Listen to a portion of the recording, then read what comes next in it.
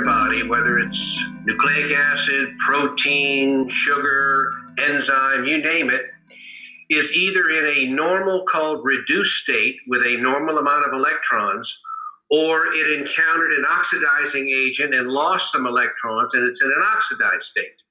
Well, when it's in an oxidized state, a biomolecule is either rendered less active or completely inactive.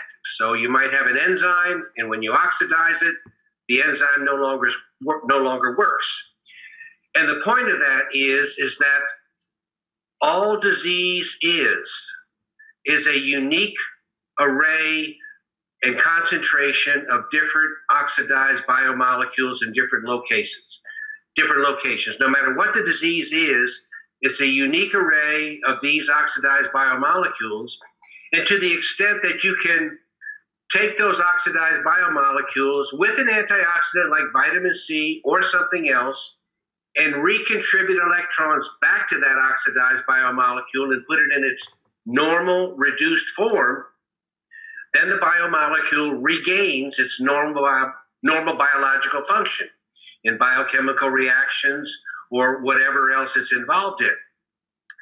And the point I like to make about that is that there is nothing more to any disease than these arrays of oxidized biomolecules. In other words, if you have Alzheimer's disease, the cells in your brain that are affected by it don't have some ill-defined disease that's being labeled Alzheimer's. All it has is a unique array of different biomolecules in different locations and different concentrations being oxidized.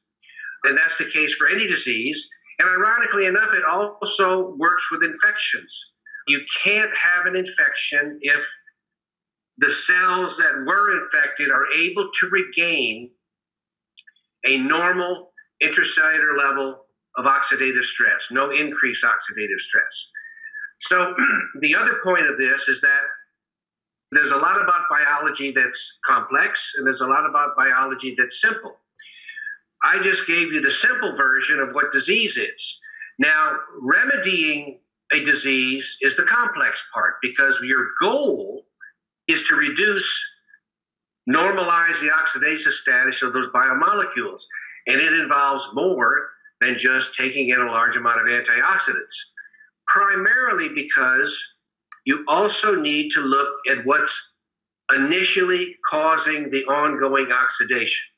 And let me say right here that the word toxin really means pro-oxidant. A toxin is an oxidizing agent. So they're synonyms. Something that oxidizes is toxic. Something that's oxidant is toxic, both ways. So then you have to ask the question, well, what's supplying the ongoing new toxins or oxidants in my body on a daily basis so that the antioxidants that I bring in on a daily basis can't repair more than is newly damaged?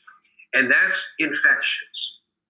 Infections are the primary source of pro-oxidants or toxins that are generated inside your body.